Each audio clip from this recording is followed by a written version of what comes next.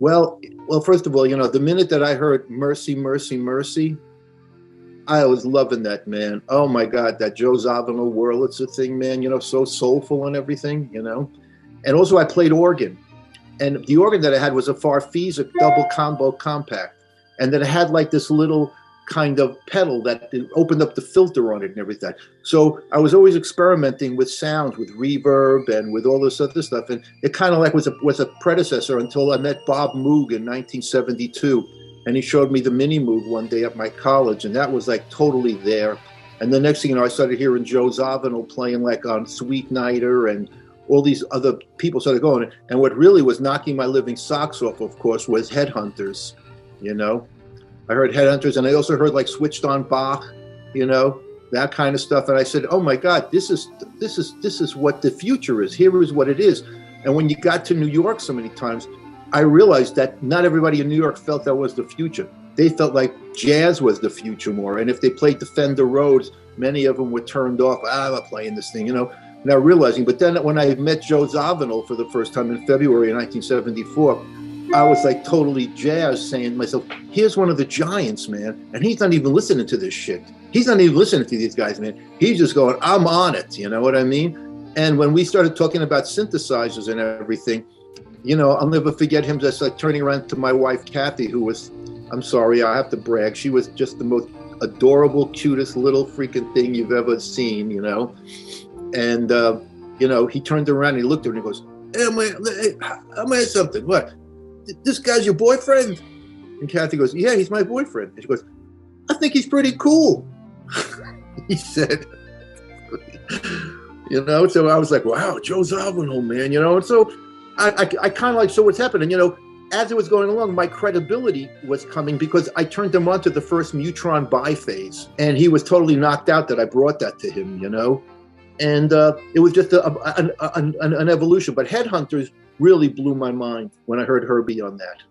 Absolutely. Maybe I played it 20 times in a row, Let me ask you this, because you were there at the birth of this whole Absolutely. Thing. Here it is 50 years later.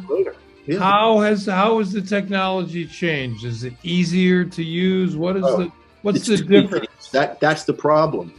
It's too easy to use. Back then, when we were coming up, there was a group of us, man. We lived by the manuals. We always had freaking manuals we were reading. You know what I mean? And we had to program this stuff ourselves, because after you ran out of the initial sounds, everybody thought, oh well, I'll do this, and and all of a sudden people got tired of the same sounds in the Prophet and everything like that. So who can make it sound good? Well, here I was.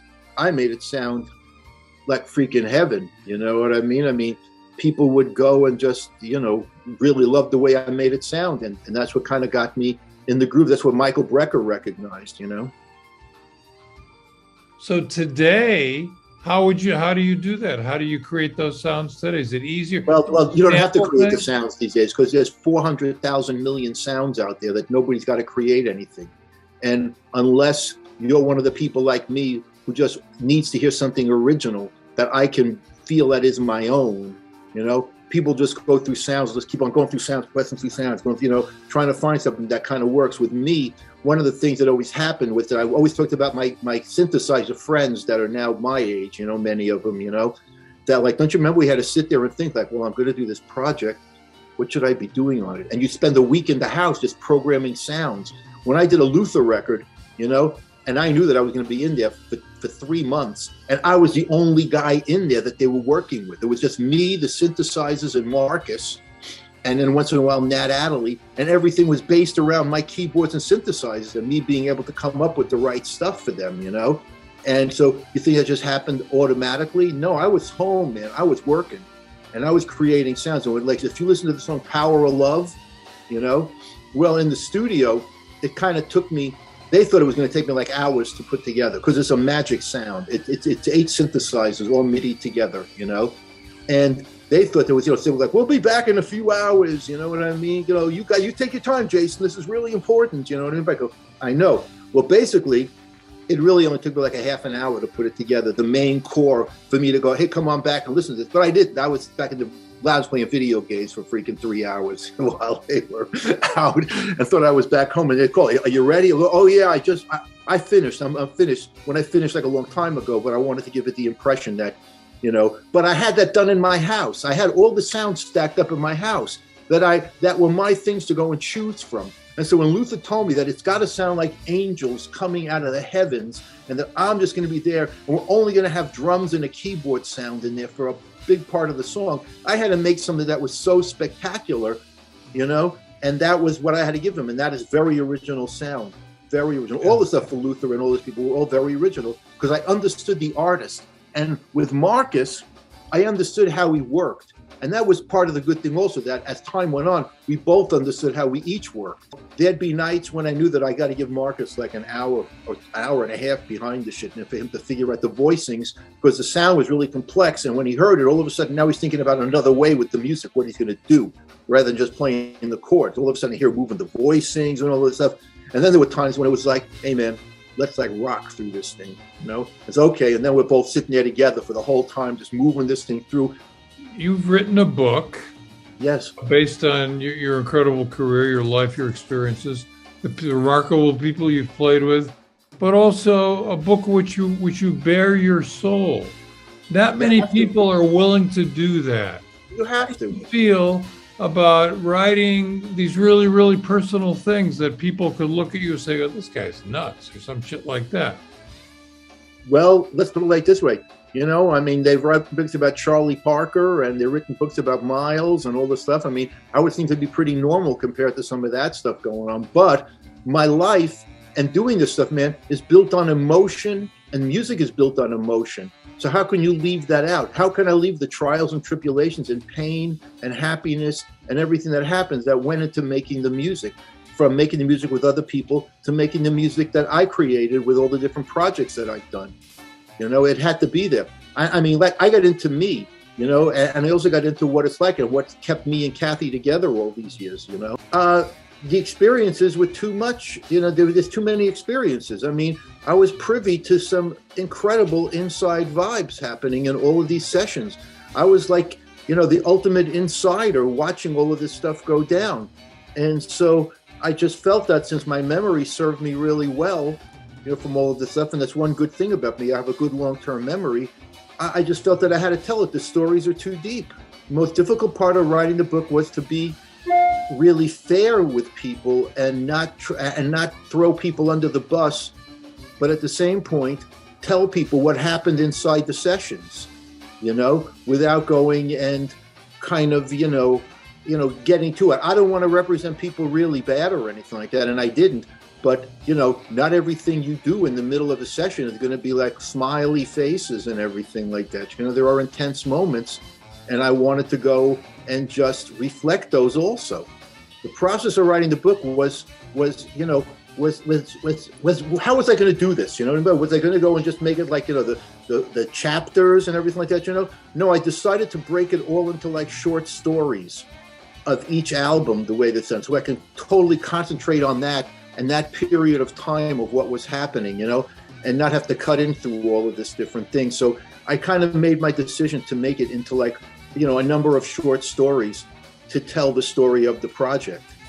I think that if I wasn't happy with my life, I'd be really, just one of the most miserable people, but I have to be happy. So let's put it this way, man, life is not everything going to be great happening. As you look in the book, I was in a psychiatric hospital, struggling for a number of years when nobody really believed in like electronic instruments and synthesizers, and, having to really convince people that this was something happening when everybody told me that I was in the wrong direction.